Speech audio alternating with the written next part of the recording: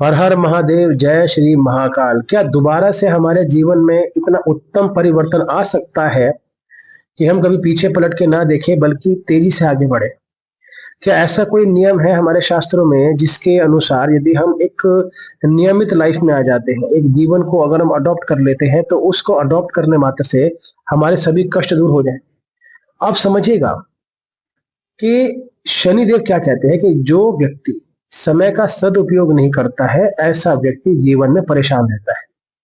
अगर कोई व्यक्ति सुबह जल्दी उठता है, अपनी साधना आराधना करता है, निवृत्ति के पश्चात अपने कर्मों में ध्यान देता है, सुबह हवन करता है, पूजा पाठन करता है, अपने इष्ट के प्रति अपना समर्पण दिखाता है, अपने पितरों को संतुष्ट करता है, इसके पश्चात जब वो कर्म स्थान पर जाके उत्तम कर्म करता है तो ऐसा व्यक्ति जीवन में बहुत उत्तम फलों को प्राप्त करता है। अर्थात जैसे ही सूर्य देव आपके आते हैं, यदि उसी समय आपकी आंख खुल जाती है, अर्थात सूर्य देव के आने से कुछ क्षण पहले यदि आप उठ जाते हैं और उनका आप दर्शन प्राप्त करते हैं देव का, तो उससे अच्छा कोई जीवन नहीं है। कई बार आपने ये बात ना सुनी होगी कि बहुत बड़े बड़े व्यापारी हैं, बिजनेसमैन हैं, और उनकी लाइफ में आपने एक चीज नोट की होगी कि वो ये कहते हैं कि हम सुबह 4 बजे उठते हैं। अब आप समझिएगा कि सूर्य उदय होने से पहले उठते हैं, सूर्य देव का आशीर्वाद लेते हैं, उनके दर्शन करते हैं, उसके बाद अपने दिनचर्या को तेजी से लेके आगे बढ़ते हैं। अब एक उत्तम सनातनी व्यक्ति को कैसे अपने जीवन को बैलेंस करना चाहिए, थोड़ा इसके बारे में बात करते हैं। सबसे पहले व्यक्ति को सुबह सही समय पे सुबह 4 बजे के आसपास उठना चाहिए। शौच इत्यादि से निवृत्ति लेने के बाद उसे स्नान इत्यादि करके शुद्ध होने के बाद सबसे पहले अपने इष्ट की पूजा करनी चाहिए, उनका भजन करना चाहिए, उनका पाठ करना चाहिए।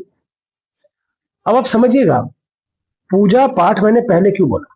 कुछ लोग ऐसे हैं जो व्यायाम नहीं कर पाते, तो ऐसे जो लोग हैं जो सुबह योगा कर सकते हैं, योग कर सकते हैं, तो मैं तो ये बात बोलूंगा कि सुबह शौच इत्यादि से निवृत्ति लेने के पश्चात उन्हें पहले योग करना चाहिए, अपने स्वास्थ्य को उत्तम करना चाहिए।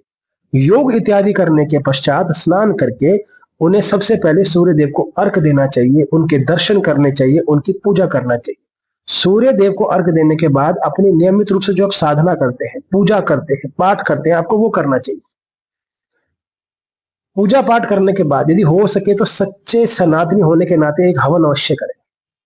हवन करने से घर का वातावरण परिशुद्ध हो जाता है, घर में कोई रोग वास नहीं करते हैं, घर में सुख बने रहते हैं, घर में सदैव व्यक्ति तेजी से ग्रो करता है, घर में आकस्मिक आने वाली दिक्कतें दूर हो जाती है, घर में हर व्यक्ति प्रसन्नचित्त रहता है। सुबह उठते ही आपको एक ऐसा माहौल मिल जाता है दिव्यता के साथ।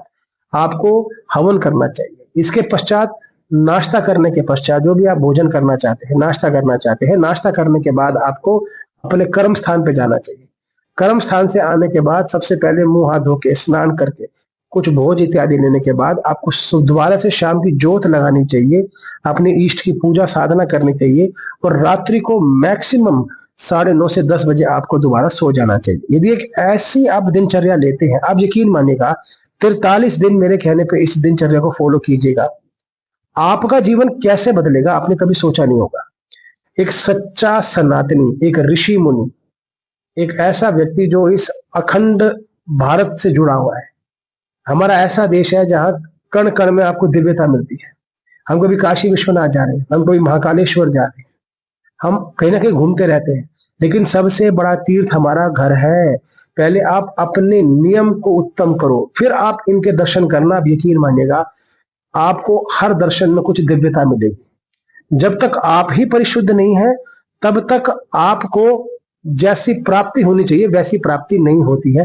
एक नियम को यदि आप फॉलो करके देखिए, क्या पता आपका जीवन ऐसा बदले कि आप पीछे पलट के ना देखें। हर हर महादेव, जय श्री महादेव।